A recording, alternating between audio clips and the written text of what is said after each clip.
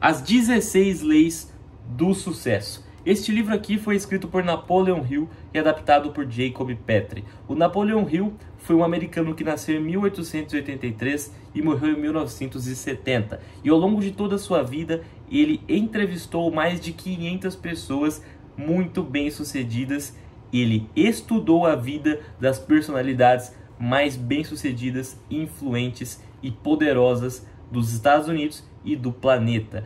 E ao longo de todo o seu trabalho, da sua vida, ele juntou tudo o que ele aprendeu sobre as pessoas bem-sucedidas em um único livro chamado A Lei do Triunfo. Esse livro mais tarde foi adaptado por Jacob Petrie numa versão mais moderna, uma versão que foi reorganizada em 16 Leis do Sucesso. E nós vamos se atentar à segunda lei, que é a chamada a mente mestra. Vamos entender o que é a mente mestra. Para a gente entender o que é essa mente mestra, a gente precisa voltar para o ano de 1905 e entender aqui uma história que o Napoleon Hill conta sobre a própria vida dele. Quando ele era apenas um jovem entrevistador, em 1905, ele teve a oportunidade de entrevistar Andrew Carnegie. Andrew Carnegie foi simplesmente o magnata do aço americano, um dos caras mais ricos da história. O Napoleon Hill chegou lá e teve a oportunidade de entrevistar esse Andrew Carnegie. Quando ele chegou, ele perguntou o seguinte: Andrew, a quais fatores você atribui o seu tremendo sucesso? O Andrew Carnegie então surpreendeu o Napoleon Hill com uma pergunta que ele não estava esperando. Antes de responder a sua pergunta, eu gostaria de entender o que você quer dizer com a palavra sucesso. O Napoleon Hill então não soube responder muito bem e disse que, bem, o dinheiro é a maneira com que a maioria das pessoas medem o sucesso. Então, o sucesso seria a riqueza? Mais ou menos por aí. E aí, o Andrew Carnegie respondeu da seguinte forma: muito bem, se deseja saber como adquirir minha fortuna, se é isso que chama de sucesso, responderei a sua pergunta dizendo que na nossa empresa tínhamos uma mente mestra. Ela era composta por mais de 20 pessoas, todas membros da minha equipe. Essa mente mestra era formada por diretores, gerentes, contadores, químicos e outros indivíduos especializados. Ninguém entre as pessoas que compunham o grupo possuía em particular essa mente a que acabo de me referir. No entanto, a soma da mente de todas essas pessoas, coordenada em um espírito de cooperação harmoniosa, constituía a força que resultou no acúmulo da minha fortuna, bem como na fortuna pessoal de cada membro que integrava a minha equipe. Então o segredo do sucesso de Andrew Carnegie era a mente mestra. Vamos entender o que é, então, a mente mestra. Mas para isso a gente precisa voltar um pouquinho aqui no primeiro capítulo desse livro, que fala sobre o objetivo principal definido. Bem resumidamente, o Napoleon Hill percebeu que as pessoas bem-sucedidas, todas, antes de ter conquistado qualquer fortuna ou qualquer sucesso pessoal, já tinham em mente o que elas queriam para o futuro. Elas sabiam exatamente qual era o objetivo de vida delas, o que elas almejavam. O Napoleon Hill defende que você não pode não ter um objetivo de vida. Você não alcança sucesso sem ter um objetivo de vida. Então, se o seu objetivo for, por exemplo, eu quero ganhar mais dinheiro. Mas quanto? 1 milhão. Ok, então eu quero ganhar 1 milhão de reais. Mas você precisa também saber até quando você quer ganhar 1 milhão de reais. Como você vai fazer isso? Um plano todo para como você vai fazer para ganhar 1 milhão de reais. Mesmo que você não saiba exatamente, mas você precisa ter uma direção, você precisa usar a sua imaginação para pensar sobre o futuro, sobre o que você quer conquistar na vida. Esse é o primeiro segredo das pessoas bem-sucedidas. Então, partindo do pressuposto de que você já definiu o seu objetivo principal definido, você precisa agora criar uma mente mestra em torno deste propósito. Vamos entender melhor isso. Quando você define o seu objetivo principal de vida, você precisa agir quase que obsessivamente em torno deste propósito. Ou seja, você precisa utilizar o que você tem e começar a trabalhar para alcançar esse objetivo. E esse trabalho quase que obsessivo cria o esforço organizado, que é o primeiro elemento importante aqui para a gente entender a mente mestra. O poder pessoal também é outro ponto importante, e o poder coletivo. Vamos lá, vamos entender melhor o que tudo isso significa. Após ter traçado um propósito, você precisa começar a agir em torno deste propósito. Então é aquilo que eu falei, você cria um objetivo principal definido e aí você começa a agir, a trabalhar em prol deste objetivo quase que obsessivamente. Essa ação em torno deste propósito cria um esforço organizado. Então, um esforço organizado é uma palavra-chave. Esforço organizado é você organizar o seu tempo, a sua energia, todos os seus recursos, o seu capital, o seu conhecimento em torno do objetivo, em torno de realizar esse propósito que você se colocou. Aí é importante nós observarmos que quando você não tem um propósito definido na vida, todo o esforço que você realiza, ele é desperdiçado. Porque você não tem um caminho, você não tem um lugar onde você quer chegar. Então ele é disperso. Você se esforça sim, mas não necessariamente ele tem resultado. Você não necessariamente sai da onde você está e chega onde você quer chegar. Então é por isso que quando você não tem um propósito, o seu poder pessoal geralmente é baixo. Justamente porque o poder pessoal nasce em torno do esforço organizado. O que isso quer dizer? O primeiro passo é você saber onde você quer chegar, é você criar um propósito. Depois, você começa a agir quase que obsessivamente em torno deste propósito. E essa ação quase que obsessiva cria o esforço organizado. E o esforço organizado é o que faz nascer o poder pessoal. Vamos saber o que é o poder pessoal então. O poder pessoal é o que te possibilita desenvolver o seu propósito. Mas a gente vai entender isso melhor. Então, o esforço organizado cria poder pessoal e o poder pessoal te possibilita desenvolver o seu propósito. Vamos lá então. Existem dois tipos de poderes no mundo, o poder pessoal e o poder coletivo. O poder pessoal, ele é o desenvolvimento dos seus dons, as suas habilidades, os seus talentos em torno de um propósito. Então é quando você sabe onde quer chegar, você começa a trabalhar obsessivamente para alcançar o que você quer e você usa tudo que você tem, todo o conhecimento, todas as habilidades, tudo que você sozinho pode fazer para alcançar esse objetivo.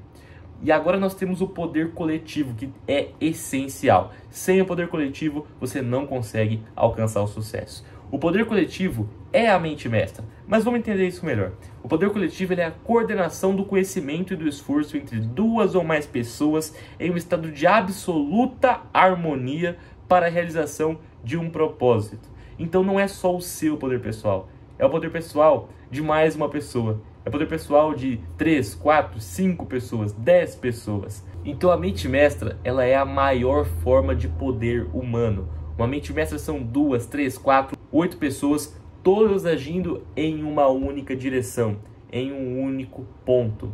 E aí, esse livro defende, o Napoleão Hill defende a seguinte ideia. Tem você com seu poder pessoal e mais uma pessoa. 1 mais 1 é igual a 2, certo? Só que a junção de duas pessoas, todas harmoniosamente focadas no mesmo objetivo, cria uma terceira mente, a mente mestra. Então, quando se trata de mente mestra, 1 mais 1 não é igual a 2.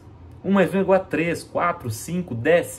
Vai depender de o quão bem formada essa mente mestra vai estar.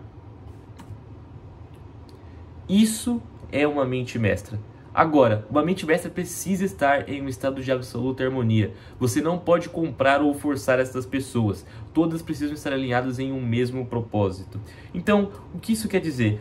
Você precisa de pessoas para te ajudar. Você vai criar um objetivo, vai começar a agir para alcançar esse objetivo com o seu poder pessoal. Você vai procurar outras pessoas e vai utilizar do poder pessoal delas harmoniosamente, todas deliberadamente vão escolher te ajudar para alcançar o seu objetivo. Não se alcança o objetivo, não se constrói algo grande, não se constrói sucesso sozinho. Precisa-se da ajuda de outras pessoas.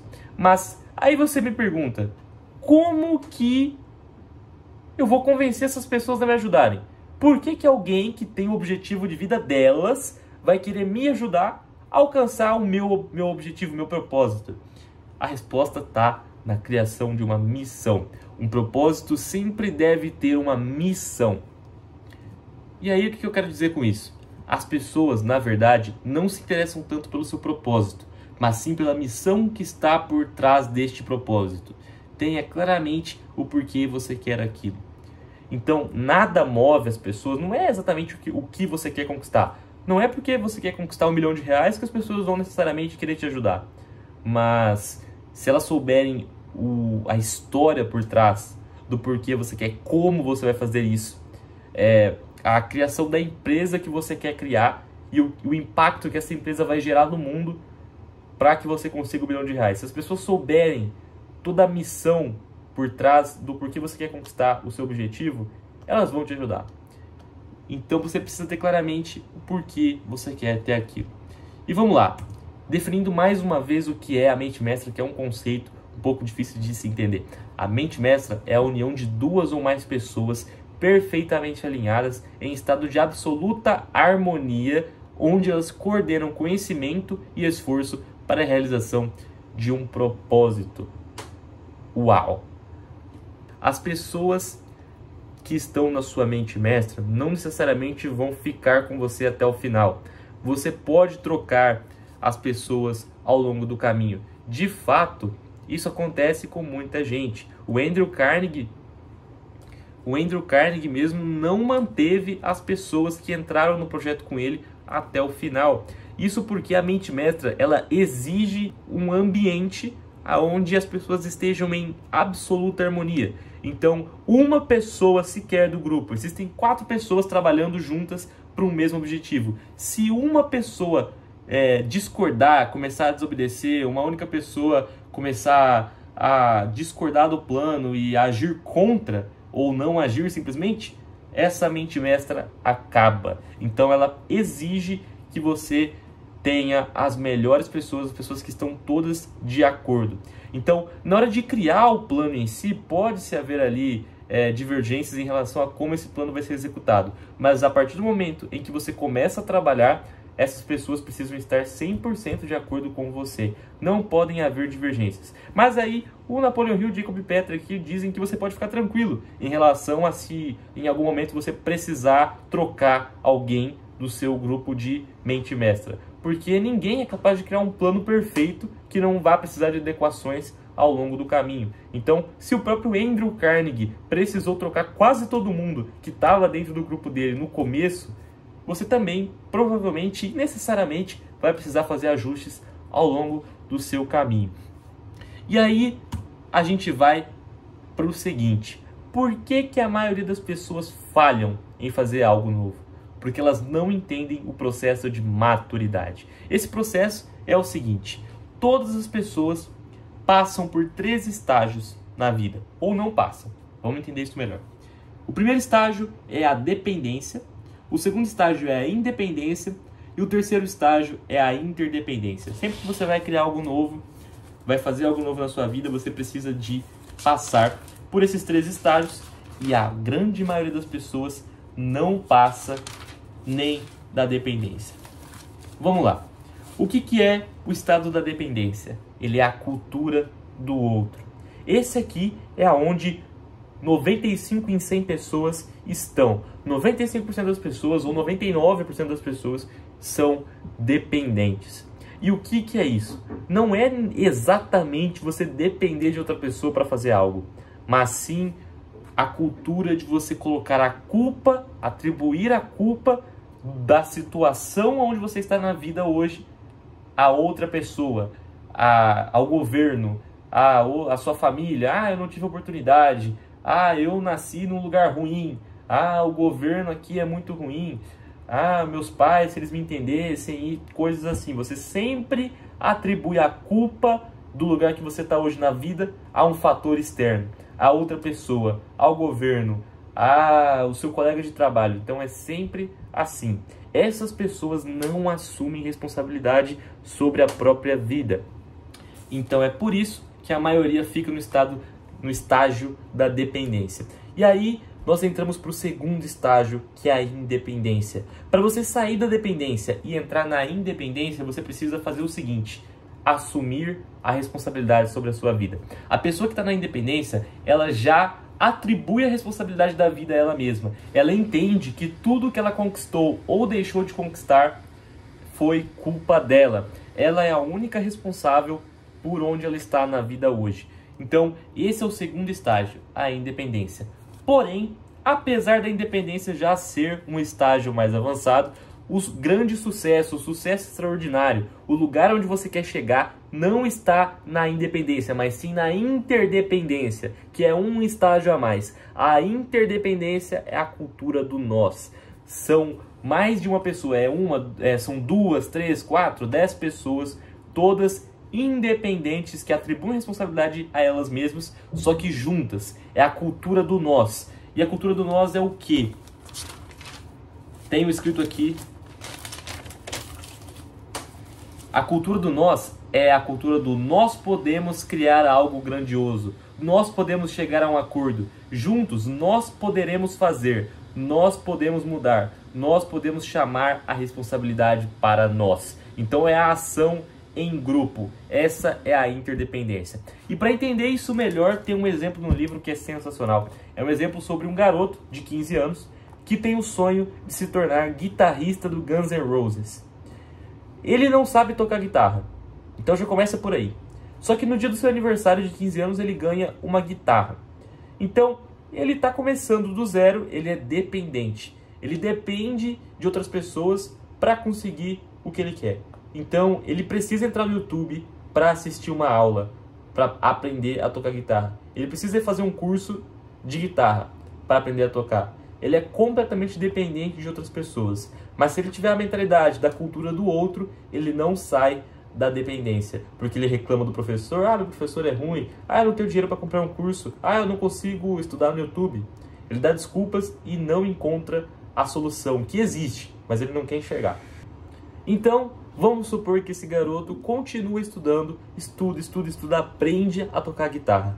E aí chega um ponto onde ele alcançou a excelência. Ele é alguém que sabe tocar guitarra, e sabe tocar guitarra de maneira extraordinária. Ele chegou então ao segundo ponto, ao segundo estágio, que é a independência. A partir de agora ele não precisa de ninguém para ensinar ele a tocar guitarra, porque ele já sabe. Ele consegue aprender algo se ele precisar sozinho. Ele já entende plenamente como tudo funciona, toda a teoria, toda a prática de tocar guitarra sozinho, por conta própria. Essa é a independência. Porém, eu te pergunto, ele já consegue ser guitarrista do Guns N' Roses? Não, porque agora ele precisa se tornar interdependente. Ele precisa chegar lá na banda e aprender a tocar em conjunto com todos os membros integrantes da banda do Guns N' Roses. Então, esse é o terceiro passo, a interdependência. Se você tiver um propósito claro e específico e montar um time com 2 ou mais pessoas assim, tendo esse mesmo propósito em comum, elas se tornarão uma pessoa só, uma mente só, uma mente mestra muito mais poderosa do que a soma individual de todas que a integram. Essa mente mestra ganhará vida própria e passará a se autoproteger para impedir sua dissolução, decidindo quem poderá entrar nesse time. Os resultados produzidos por um grupo assim são mágicos. Monte um time nesses padrões em torno do seu propósito.